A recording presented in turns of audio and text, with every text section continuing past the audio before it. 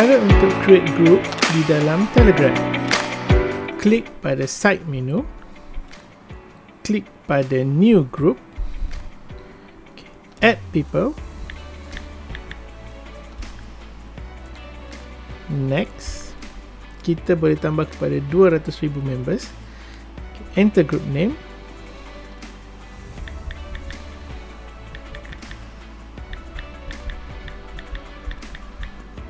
lepas selesai, chat. Cara untuk invite to group via link.